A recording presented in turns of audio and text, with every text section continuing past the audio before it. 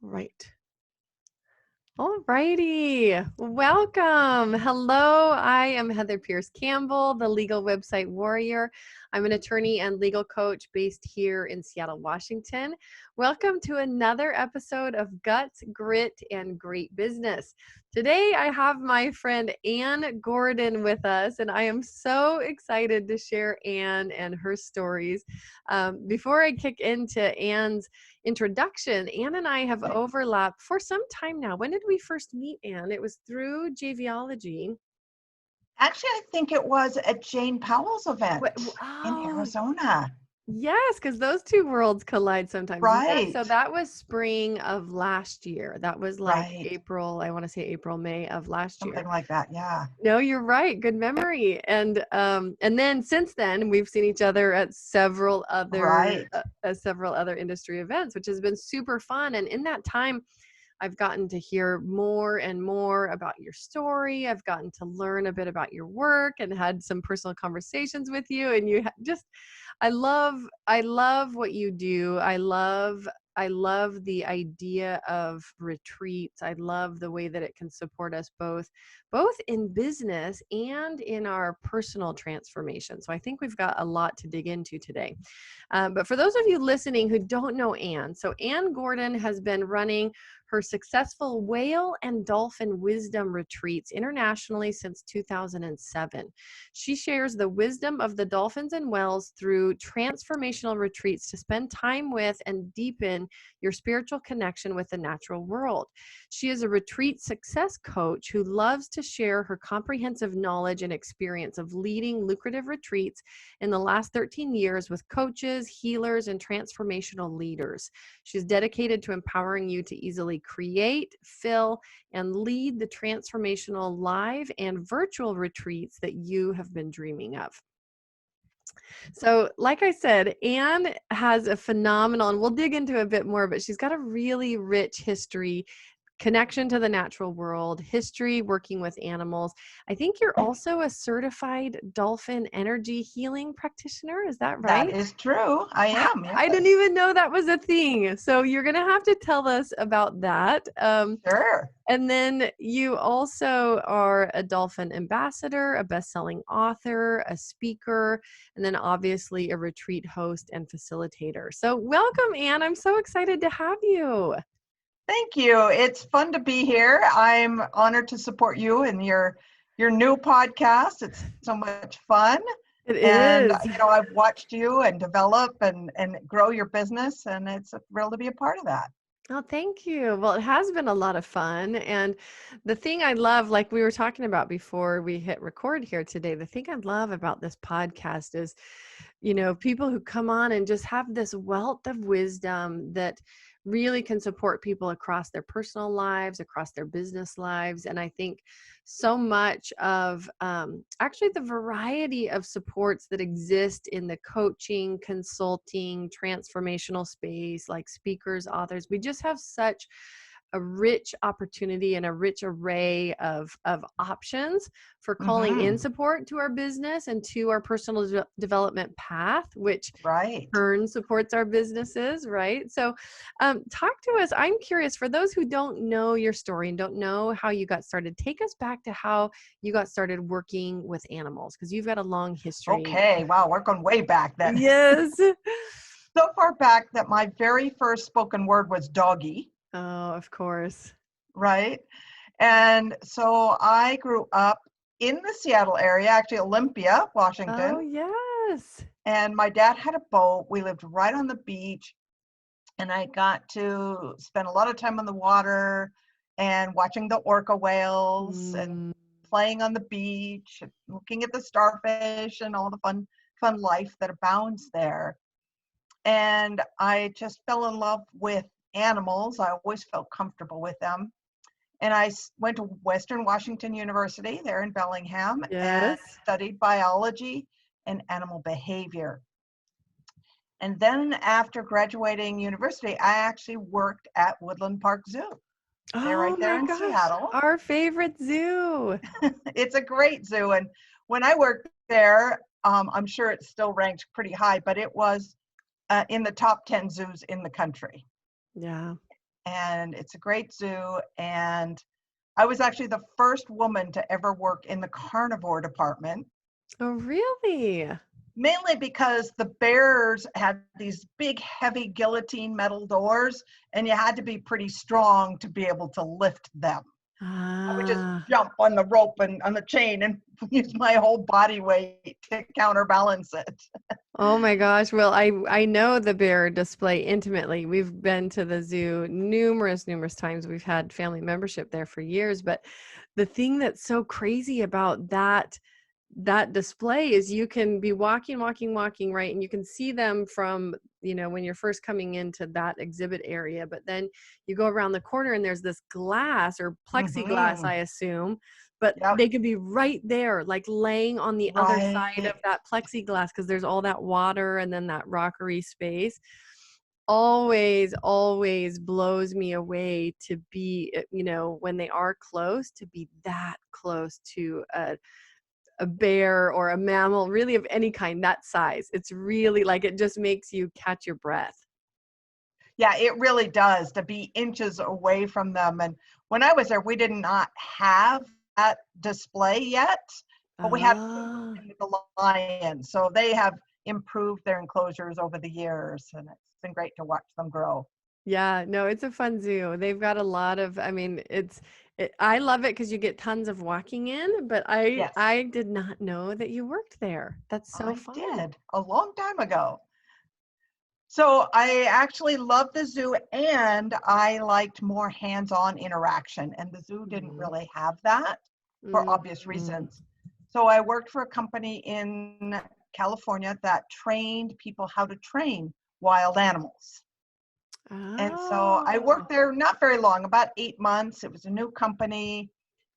We didn't get paid right away. So I'm like, okay, this is a great experience. Now I need to earn a living. So I took what I learned there and I came back to the Seattle area and I started training wild animals to go out to schools, doing educational outreach programs. That makes So total sense. it was fun. I had a tiger and a wolf and a cougar and raccoons, and I would go out and do school assemblies and teach an appreciation and respect for the wildlife and our natural world around us. And that was really fun. And I did that for about 5 years. And I realized that at that time, nobody in the Seattle area was providing animals for the film industry. Mm. So I started kind of networking and attending some local Seattle film crew meetings. And I ended up being a big fish in a small pond and being the film animal trainer in the Pacific Northwest. Both I'd served Portland, Seattle, and I even worked up in Vancouver a number of times. Well, I was gonna And say, that, I know Vancouver has a big spot in the TV industry, right? There's a yes, lot of shows and stuff that get filmed there. yeah, absolutely. Fascinating. They've got really good tax incentives and a really good infrastructure. But when I started, they were just getting going on that. So Seattle got quite a few projects. We did Northern Exposure and Twin Peaks and, all kinds of fun, Harry and the Hendersons and, Oh, some fun movies. Homeward Bound, I worked on in Oregon and some fun stuff. I did that and I ended up working in the film industry for over 20 years. wow. Wow. Well, I love that. And I knew you'd worked on some big films like Dances with Wolves I and didn't do that one, but I did do oh, Legends of the Fall. that's the one I was thinking of. Yes, Sorry. yes. Legends of the Fall. Yep. There was one other, and I love that I didn't know that you worked on Harry and the Hendersons. That was I did. one of my favorite movies as a kid. Oh my God. Right. Yeah, it was a fun one to work on. And I didn't train the Bigfoot though. Yeah. Did you But yeah, I did even? Vanilla Sky, Home for the Holidays. A lot, Northern Cute. Exposure, all that fun stuff. Yes. Oh, that's awesome. So you had all this experience in the movie world, the film industry. You became Hmm. known as the go-to person, it sounds like in this region, but I Yep. think you did other movies in other locations, right? Yeah, exactly. Once somebody finds you, Yeah. then they like you, then they'll bring you anywhere. So I also worked, I actually moved, and it was like right in 2000, I moved to California and became a freelance animal coordinator, animal trainer. And that's when I landed the new Benji movie. I did Oh. some of the Air Bud movies. I landed some big contracts as far as animals go in film. And I got a call. I was actually working on a film in Vancouver with the Air Bud producers, and I got a call to work on a film in Panama. Mm. And the funny thing was, I almost turned it down. In fact, I said no 3 times to Really? the producers, but the producer was a local Seattle producer I'd worked with many, many times over the years. He was a good friend.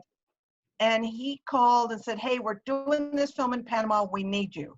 And I was like, "I'm tired. I've been working on shows back to back to back. I really just want to retire. No, I'm not going to Panama." And Panama, like for most people, is not on many people's bucket list. And I knew it had a canal and a jungle, and that was about it.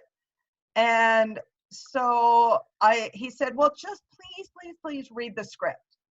So because he was a good friend, I said, "All right, send it to me." So he did. And normally I like to read a script in one setting so that it's almost like I'm watching the movie. I can get a feel for the whole thing. Well, I was working on a show where the dog was the lead character. I didn't have 2 hours to sit and read a script. Yeah. So I got it in bits and pieces, which is not ideal. And as I'm reading it, I'm like, no, I hate this movie. There's horrible violence. I don't Mm. like the theme of it. No. And then I got to the end of the movie, and the transition was so beautiful. And the way it Mm. ended was amazing. I'm like, I have to do this movie. Oh my goodness. Little did I know it was going to change my life forever, Mm. because that film was a true story about a tribe of indigenous peoples in Ecuador that in 1956, they actually killed 5 American missionaries. Oh. And it was a big thing when it happened. And it was on Life magazine. It was a big deal. But the amazing part of the story is that the widows and children of those slain missionaries went to go live with that tribe to teach them that fear, that love and forgiveness are stronger than fear. Wow. So really powerful movie. And we were working with, our technical advisor was the son of the slain missionary who grew up in the village, and the man who killed his father became his father figure and the grandfather to his children.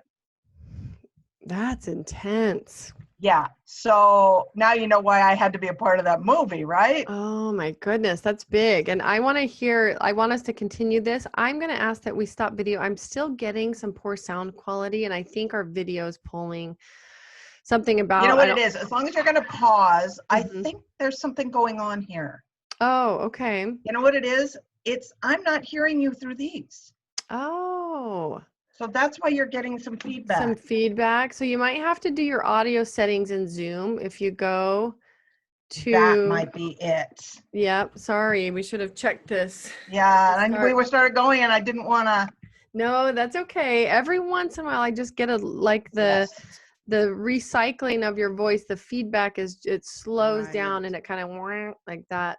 right. I just did the Oh yeah, that's much better. is it better now? Yes. But I'm still hearing you through here, though. That's Oh, what's you are. weird. Oh, weird. 'Cause Okay. normally, as soon as I plug this in,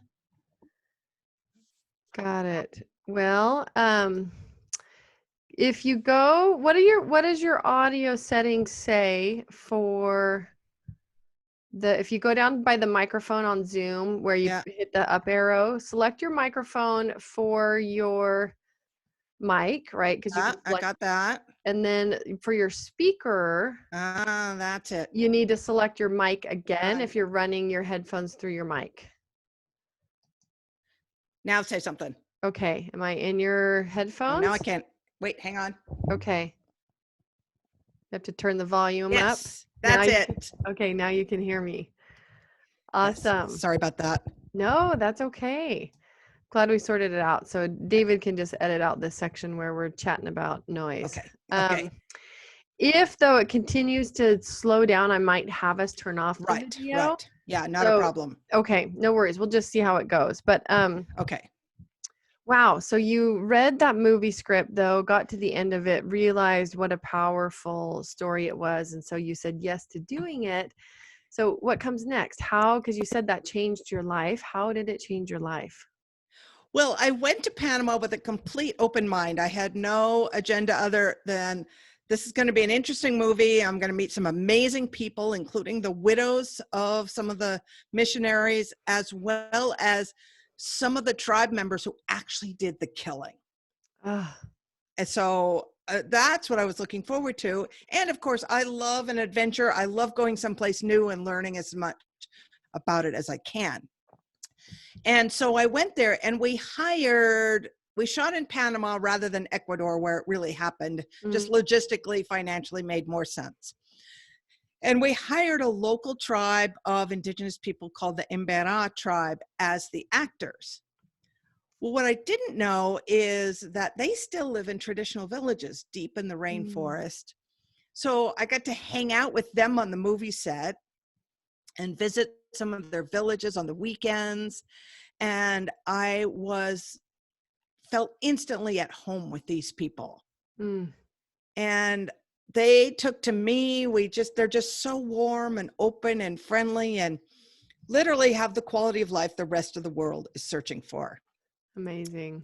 Where family is first, community is second, and work is last priority. Work is done when work is necessary.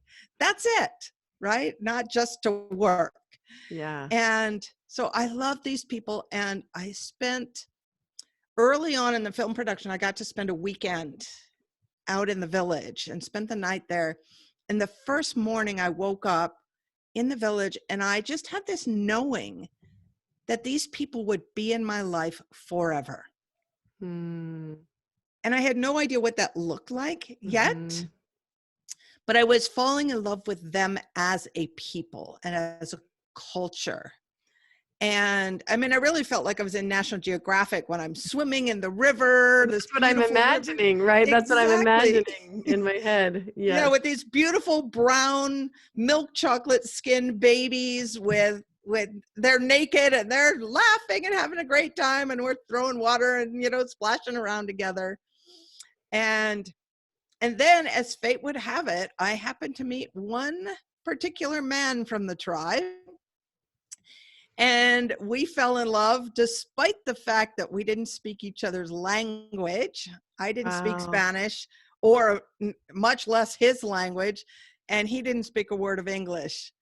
And so our first few dates were rather interesting, and the language dictionary between us at all times. But we figured it out and we got married, and I married literally into the tribe. And then after the Wow. film, I stayed an extra month with him and then came back to California where I was living at the time and packed everything up. And within a few months, I was back down there living. Wow. Ah, Holy cow. So like it literally changed your entire yes, life. it Yeah. did. It did. And there's really no film industry to speak of in Panama. Yeah. So I couldn't continue that career from there, and going back and forth to films in the US or anywhere else was too hard. Yeah. And so I shifted to working in tourism because that's how the village sustains itself, is entertaining visitors, because they're proud to share their culture and history and how they live with anybody who would like to learn about it. And this was in Panama? In Panama. Wow. And so I moved down there at the end of 2004. Okay, got it. So you shifted to tourism. This is then how you got into the whale and dolphin retreats? Exactly. I started first, working as a freelance guide to take people out to the village. Then I started my own tour company, focusing just on the village tours. And obviously with my unique relationship with the tribe, people were really intrigued with that and wanted to come with us. And then I'm in a country that's literally 2 oceans 50 miles apart. And you've got the Atlantic on one side of the Caribbean and the Pacific on the other. And it's like, okay, what species of whales and dolphins can I see here? And how do I get out there to find them? Yes. And I found absolutely nothing at all.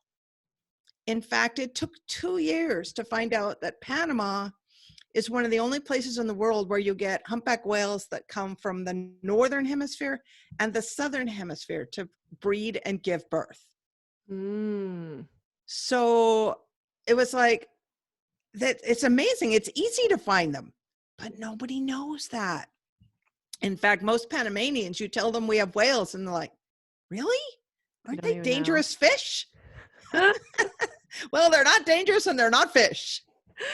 That's right. So you found them. Leave it to Ann. You I found them. found them. And Yep. so I literally talk about guts and grit, right? Yeah. I literally pioneered the whale watching industry in the entire country of Panama. Mm. Nobody was doing it before me. And it wasn't easy. This blonde, blue-eyed gringa creating a whole new industry that nobody had even considered. Right. Locals didn't even know you had whales there. Right. And those that didn't care. And so and then of course, I'm starting these tours and nobody knows that you can go whale watching. So it's this huge uphill battle of education for the locals as well as tourists coming to visit the country. It's like, how do you tell every tourist who's thinking about visiting Panama that they should come whale watching? Yeah. So it was not easy. It took a long time, but it did really well. And as I started doing the day tours, I thought, this is really fun. And with my biology background, I can tell the biology and the behavior of the animals, the whales we're watching. But I love the spiritual aspect, and I love the wisdom that we can learn from the dolphins and the whales. And so I wanted to go deeper with my clients. And so that's when I thought I could offer retreats where we'd spend a week out with the dolphins and the whales and stay Got in it. Not just a day trip, tourist. Right. Yes. Yes. Yeah, because the day trip people, they're just, anybody from all walks of life, which is Right. great.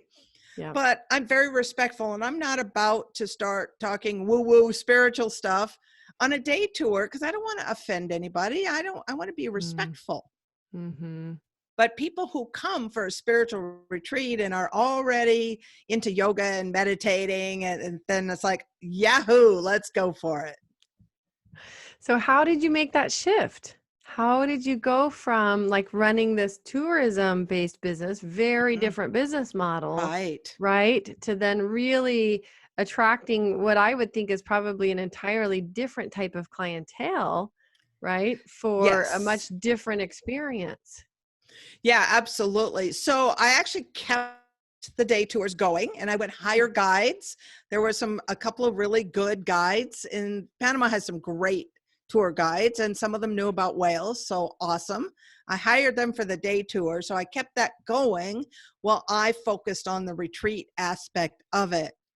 And in the meantime, when I first moved to Panama, I had also attended a school that taught the more spiritual aspect of the dolphins, and where, as you mentioned earlier, I became a certified dolphin energy healer. And that's all about, it's like any other kind of energy healing where you tap into source, or like with Reiki or any, laying on of hands. It's just tapping in and becoming this channel or this straw to funnel the healing energy to your clients. And my particular flavor of energy was the dolphin energy. And so I started doing that. And as I was doing that, I started connecting in with the more spiritual dolphin and whale lovers in the world. And Mm. so that when I created my retreats, I already had a bit of an audience, not a huge one, but a bit of an audience. Got it. So people who were specifically looking for Yes, experiences with whales and dolphins. Got it. exactly. And love that spiritual aspect. Mm-hmm. And there were a couple other places in the world where people were offering retreats. So I kind of patterned and modeled my business after those. Mm. And the beauty of Panama is it was kind of like I explained earlier, it was tough in that nobody knew about it. On the other hand, we were almost always, still to this day, the only boat on the water looking and interested in the whales Yeah. more often than not. It's not like some of these places where you go out there. I mean, just even here in California, I was out a week or so ago, and there were like 11 boats Mm. around the whales and the dolphins. It's like, really? This is a little crazy. Yeah. Yeah. Whereas when you're the only boat, and I like to use a catamaran sailboat, so it's even quieter and less intrusive for the whales. Mm. And it was just an amazing experience. So I could really promote that as an advantage Yeah. on my retreats. So it worked out really, really beautifully. And I started running my retreats, and I also started offering my services to facilitate retreats. Yeah. So, because I realized I could lead a retreat literally every other week for the entire 3 months of whale season, but I can't fill that many retreats on my own. Yes. So I started approaching people like healers and spiritual healers and coaches and like animal communicators who are leading retreats in other places around the world and say, hey, you want to come bring your group here? Mm. And that was It's the perfect JV, right? the perfect joint venture. Exactly. It was really, really fun. Yeah. Well, and I imagine it really expanded your ability to connect with people who could not only benefit from your experience, right? The experience Mhm. that you have in that particular area, but expand um, your own world of people that you could serve through that experience. Absolutely. And then the other thing I started doing was after running these retreats in Panama for a few years, it's like, there's other places in the world with whales and dolphins I want to go to. Yeah. So why not lead a retreat there and bring people and then have a paid vacation? Because when I lead a retreat, it's like being on vacation with some amazing people that end up being great friends. It's not work for me. Yes. It's the work is planning it and getting it all put together, but on it, it's fabulous. So I now lead my retreats in Hawaii, in the Bahamas, in Mexico, French Polynesia. I've done them all over the world. Oh, wow. And how, I understood like the being in the time and place where the whale and dolphin watching didn't exist in Panama, like Yes. there just wasn't. How did that become though the thing long term for you, right? How did that become such a connection for you? What is it that has really kept you connected to the whale and dolphin theme? The more time I spent on the water with them, Mm-hmm. the more I'm an observer. I love to just watch the animals and just try and figure out why they're doing what they're doing. But then I also saw I was able to put it together in these powerful lessons. Like, for example, when we are in the presence of a dolphin or a whale, I realized that it is impossible to think about anything else. It brings us right into that present moment. Mm. And so you can't think about the bills on your desk or the project you have to do next week at work. That's just gone. Mm. And that's a really beautiful moment and something that we humans rarely do is being in the present moment. And what I would see was, especially with the dolphins, people would start to get silly and playful and childlike and just burst into goofy children's songs and just have fun in a way they never felt they had permission to before. Mm. It's And so is that beautiful. because of the way dolphins show up? I mean, are they, I It's don't have any experience with whales or okay. dolphins, aside from observing, what I've seen on TV and Okay, we're read. taking you out orca watching when Right. I come to Seattle next time. Well, the funny thing is I feel like I did go on a whale watching boat in like middle school. I was part of this group that was like, they were called the Explorers, but it was basically an Mhm. advanced learning group. And we took a special trip to Seattle. I lived on the east side of the state, but I Uh-huh. was sicker than a dog. Like I was just focused All on not right. throwing up. I had so much sea sickness. Oh, And so that was my, my big oh, experience. Yeah, watching right. the whales. It was a super Oh bummer. man. Oh man. We'll work on getting you over that. Totally. I needed all the things, whatever, the wristbands, the peppermint, Right, right. Ginger, all of that stuff. Oh oh my man, oh heavens. man. Yeah, so when you're in the presence of a dolphin, it's like almost impossible not to smile. I believe that. They have this physical smile on their face, right? Uh, But they're leaping and they're turning and looking at you as they're riding the bow wave, and it just brings so much joy when people are in their presence. yeah. Oh, I so see that. And now you get to facilitate the thing that I love about your work. And I know that for people listening, they haven't probably yet heard some of the stories that you share about transformation in the people Mhm. who are able to attend. Talk to us about that. Yeah, it's what I found is in the very first retreat that I led, it was interesting. I came home and I noticed that some of the people, like emotions would come up, and Mhm. they just need to let out their tears for whatever reason. And then after the retreat, I started feeling sad and had all this emotion Mm. coming up. And I thought, where's this coming from? I just had this amazing week with the whales and I had a sold out retreat and all these great people and everybody was happy.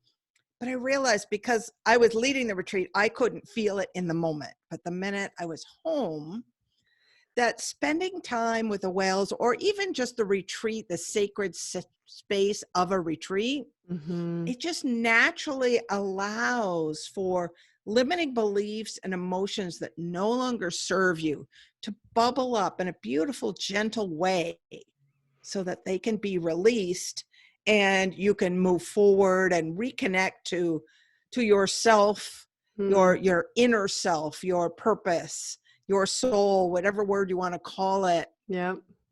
And then that natural inspiration and motivation and reflection just happens all by itself. And one of the most powerful experiences I've ever seen was we had a woman come on one of my retreats. This was one in Mexico, and she came with a friend. So she wasn't even on my email list. She didn't know me from Adam. Hmm. And she came, so I knew nothing about her backstory. And she was pleasant, a little quiet on the retreat, but pleasant, had a good time. And in our very final sharing circle, before we all said goodbye, she shared that 7 years prior, her husband had died in a car accident where the car burst into flames. And she was 2 cars behind and saw the whole thing. Mm. I mean, I get chills every time I tell the story, and I can't even imagine how horrifying that was. And she shared that for the first time on our retreat, she felt happy again. Mm. That's the power of retreats.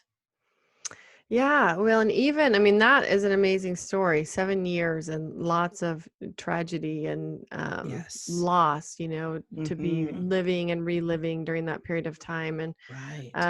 I had a sister die in a car accident Oh in a gosh, I line didn't of know that. cars in front of us. Yeah, it Oh was, man. I could relate a Wow. little bit, didn't see it, but Yes. suddenly traffic came to a stop. And, we had all been together at a family function and we were headed back home, and I had to kind of peel off at a certain point and go to Seattle, and other family were going different ways. But, Mm-hmm. everybody had been on this one straight stretch for a while. And um, people were getting out of their cars to, talk about why suddenly like this entire high stretch of highway came to Right. a stop, right? And then news started traveling. It was a gold, the description of the car, and suddenly, anyways, it was really Oh my horrible. And that gosh. the living Yes. with the tragedy and the what ifs, and all of my Yes. Yes. siblings, like, we've dealt with that in different Right. ways of like, could we Yes. have stopped it? Was she tired? Hmm. Could we have helped her? Should we have Right. driven? Was it because I texted her to see if she was okay? Right. Anyways, Oh I can't gosh. imagine though Yes. the visually seeing that. And Oof. Yeah, no. but I think in life, like, even outside of the depth of that story, Hmm. I feel like it's so easy in life to let all of the things pile on, where it's just literally almost impossible to create the kind of space that we need Right. to really truly accomplish a reset, right? To Yes. accomplish an actual break. And even on Exactly. vacation, like, anybody who has small children and has tried to plan a vacation, like, my husband and I joke, like, is there such thing as a vacation if you have small children? Like, I don't know. I'm still Right. undecided about whether or not that's actually a thing, but It's to a really different kind of truly vacation. yes, Yes. it's like a workcation is what I Yes. call it. Oh But gosh. I think the struggle is real to actually Yes. create space for transformation. And if you don't Mhm. have a meditation practice, or you're not Right. accustomed to doing that in our daily lives, which we know we all need to be doing more of, You're but right. I think a retreat is a really, really unique opportunity for that. So Hmm. talk to us about who, like, when you are thinking about who you can serve, who really needs to be utilizing retreats in their businesses. Because for those of us in this space, and when I talk about this space, I mean coaches, consultants, online Hmm. educators and experts, speakers, authors, but they're people that live often in the self-development world and transformational space, as well as what I call the online information world of business, right? Hmm. Who are your folks? Who are people that, if they have not yet considered Hmm. leading retreats, like, who are they? Who should be considering this? Yeah, retreats, as we've been talking about, are so powerful. I call them the ultimate transformational experience Yes. because it gets people disconnected from their daily life and all the distractions and the children and the business and the phone and the email and on and on and on, and brings us back to ourselves in a Mm, beautiful way. And anybody who has clients that they work with, either one-on-one or in group training programs, or as a healer, as a teacher, or if you are an author or an expert, a speaker, and you're on a mission to make a transformation and impact in other people's lives, and you haven't considered leading a retreat, mm-hmm. what I've found is it's one of the most amazing ways to connect on a deep level with your clients. Now, when I talk about retreat, I'm not talking about 100 people. Right. Right. Ideally, the sweet spot is like 12 to 15 people Yeah. on your retreat. And when you're speaking on stage, or when you're leading a group program, or you're even working one-on-one, you're more professional with them. You're on the pedestal. You're the guru. You're the teacher. You're the one to follow, the mentor. But when you're in a retreat, you're that, and you're the buddy that you're standing next to while you're watching the whales, while you're doing the zip line, and maybe you're as scared as they are when you're learning to surf, or you're taking this amazing tour, or sipping wine together and in the vineyards of Italy, wherever your retreat is, or Mm-hmm. doing yoga in Bali or Costa Rica. It doesn't matter, but you're participating alongside of them. You're sitting together at meals and you're sharing stories together. So you're becoming friends Mm. with these people, and you're really building this deep, deep connection with them Yes. in a way you can't in any other format. Well, I see And that. I was going to say, I think the thing that stands out to me about a retreat, especially as somebody who really, regardless of what the business is about, wants mhm, to develop community, wants to yes, develop relationships within their clientele, that, a retreat is a Mhm. phenomenal way to accomplish that level of connection. Absolutely. There's nothing like it. And then what it does is it turns your retreat participants into raving fans It really who, provides that like over the top experience that is yes, so extraordinary. You don't get it in other ways. right. You just don't get it any other way. And so now they are much more likely to, spend more money with you on more maybe VIP days, or, in your high-end mastermind, or whatever your next big offer is. They're like, oh yeah, I'm in, because I spent a week with her and we had the most amazing time and I love her. Yes, I'm in. Right. I see that. I see Yeah. absolutely how that happens. So for folks right now who are listening and thinking like, yeah, this sounds nice, but right, COVID, we're in the middle of Yes. COVID. And, I'm sure whenever this interview gets published, we're still going to be in COVID because it's not going anywhere anytime soon. Right. Right. What do you have to say to those folks that are like, it sounds great, it sounds good, but it just doesn't seem a fit right now? Or so that's one question, right? Yep. Like, okay, maybe, but maybe it's down the road a ways. Right. Or is there a way to create that type of connection and transformational experience in an online version, right? Because Mm-hmm. so many people are trying to figure out how to shift. I mean, I spoke with a client of mine who I've done business coaching with in the past, and she's a local photographer and she's phenomenal. I used to be a photographer as well. And she's trying to figure out how to do Santa photos Mm. right this year over Zoom, and Wow. like the Santa experience. And I mean, talk about like I'd never even thought of that. Like Right.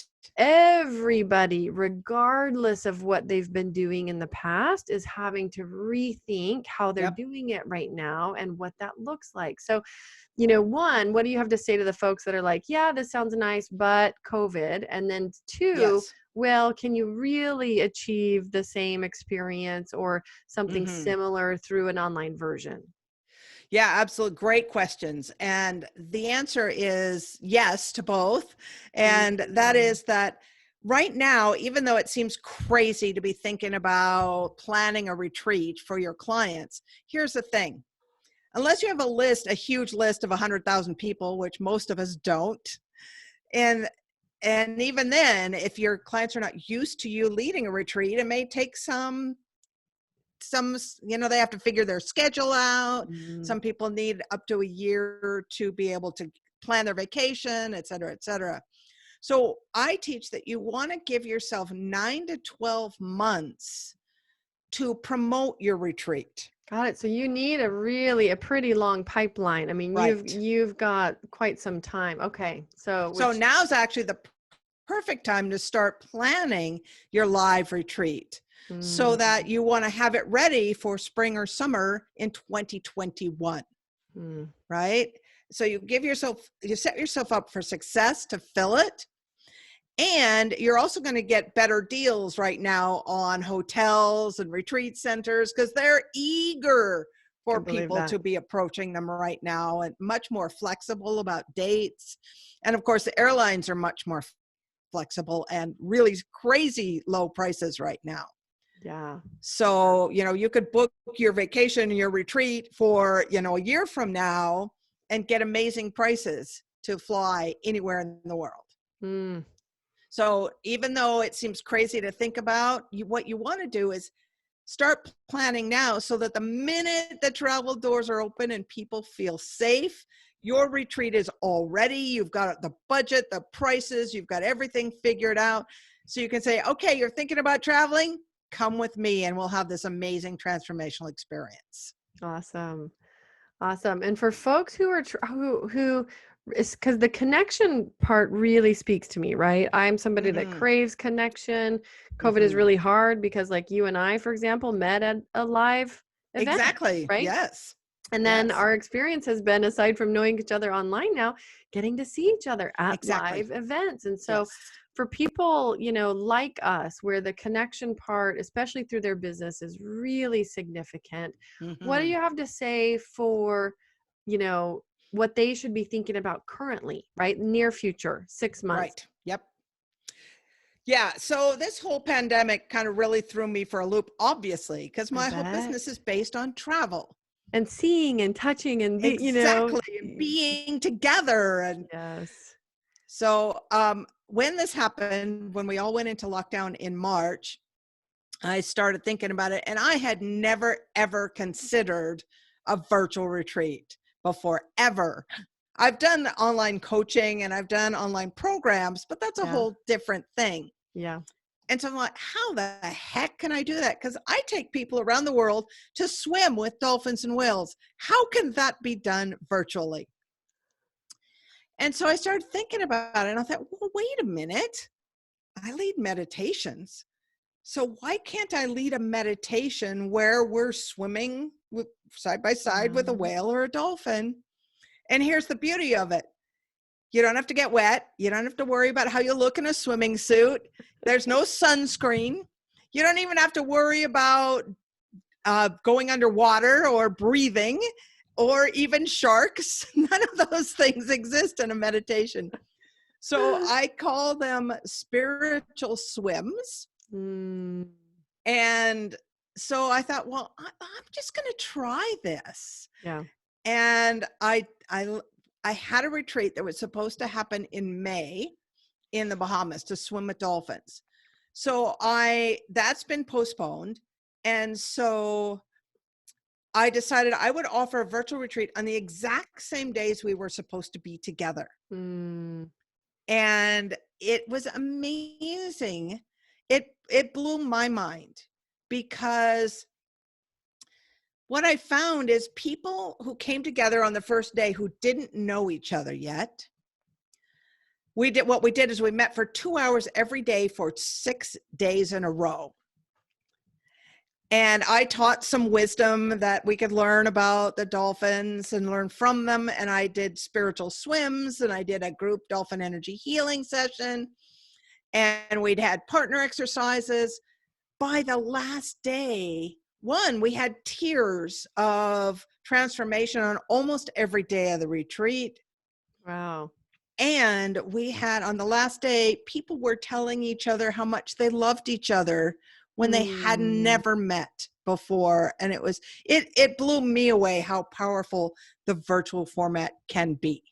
amazing. But it sounds like you take some of the philosophies and just the knowledge that you have about what creates real connection and transformation in the context of a retreat, and just are applying those to a totally different format. Exactly. And so when I say it's a virtual retreat, this is not an online event where I'm lecturing the whole time. It's not just Right. me teaching. It's bringing in as many aspects as I can that we will experience on a live retreat. So bringing in some movement, bringing in play, bringing in laughter, bringing in activities and group sharing circles and so on, to create that retreat feel in a virtual format. Yeah. Well, and really, like, you are the facilitator of the Right. experience, not, just standing up and teaching and lecturing. And Correct. Yeah. yes. Yeah. Um, well, I love this, and I think that, everybody right now is figuring out how do they show up in new ways? How do they create connection in ways that they haven't before? Right. Because the alternative is painful, right? I spoke Yes. with a gentleman earlier today, and he's like, a huge part of his business, like you, depended on travel. He was a speaker. He does a bunch of Mm-hmm. travel photography, and and then he's, and I think he's probably in his 60s, early 60s, if I were to guess, but has a girlfriend, and they have a hard time seeing each other during, and it's just like all the things. If we cannot figure out how to create new pathways for Mm-hmm. connection, new Yes. opportunities for connection in our work and in, the way that we show up and serve our clients, I think that we all are missing out. Yeah, absolutely. We all have plenty of family time. If we are, living in our homes, we're getting lots of Yeah. great quality family time, which is beautiful. But On the other sometimes we hand, need a break from that, sometimes right? we need a break. Exactly. So, but what we're missing is quality connection time with colleagues, with Yes. peers, with people Yes. who are facing the same challenges that we're facing. And that's where a virtual retreat can serve that need. And so I started teaching how to lead transformational virtual retreats. And I Mm, do it in a virtual retreat format, yes. which is really fun. It's usually a 1 day, 6-hour day, or 2 days, 3 hours each day. And I incorporate some fun games and some partner share and different activities, as well as providing content so that I model the virtual retreat while they're learning how to lead one. And it's super, super fun. Well, and I love that. I mean, I think that this is a resource that so many, and the folks that I serve, right, who are in online business, like everybody should be considering this for their business and as a way Mhm. to supplement the experience, the connection of their community, the connection to their clients.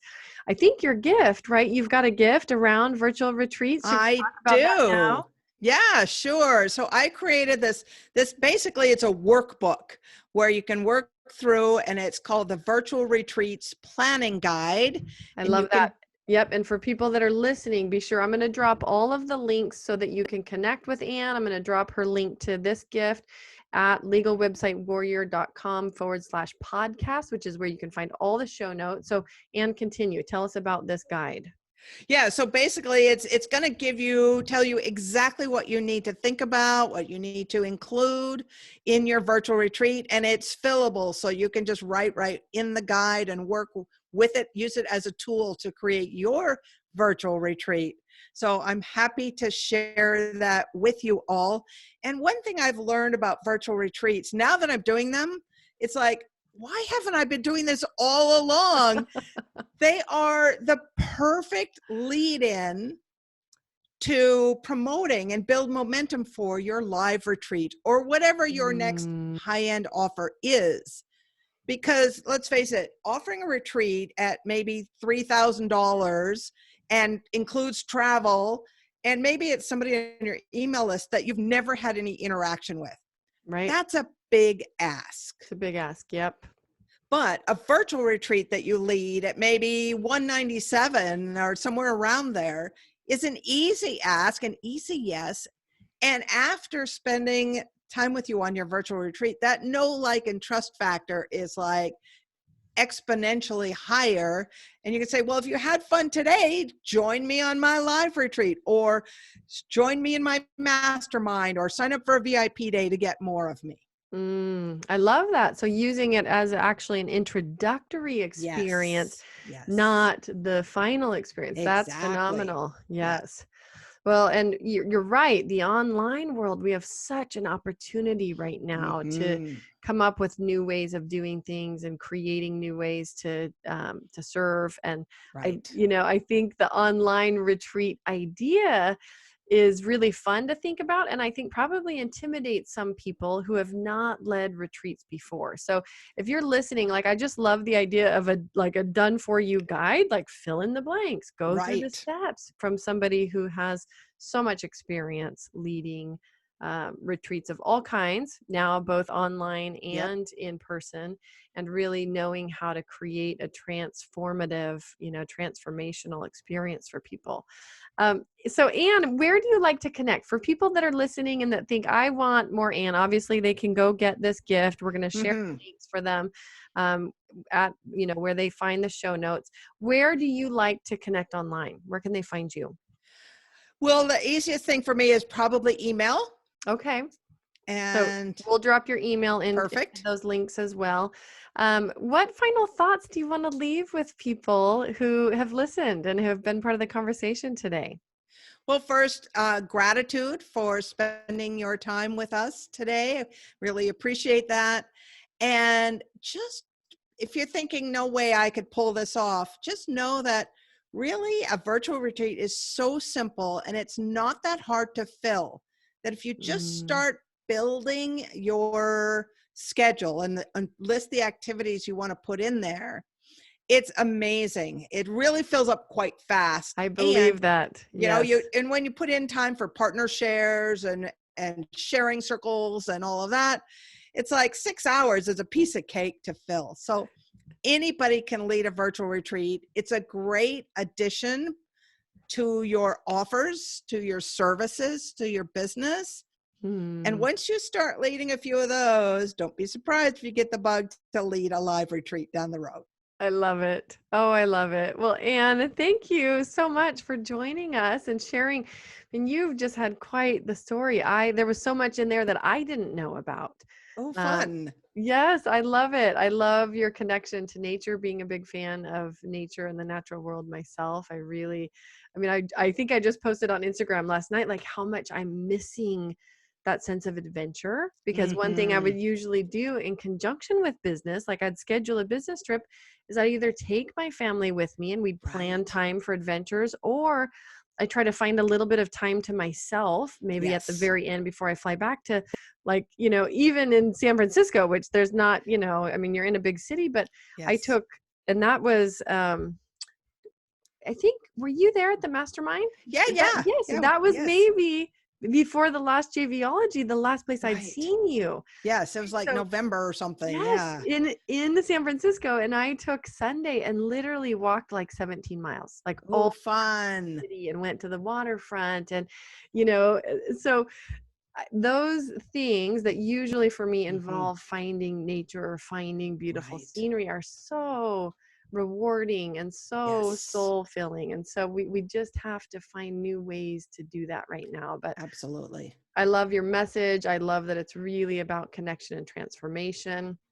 So excited to share your gifts. So if you're listening, be sure to visit the show notes, connect with Anne Gordon. Anne, thank you. And I really look forward to seeing you again in person, hopefully in the not too distant future. Me too. Thank you so much for having me. I always love spending time with you, Heather, and it's been a real privilege to share with you and with your audience. Well, thank you. We'll talk soon. All right. Bye-bye. Bye.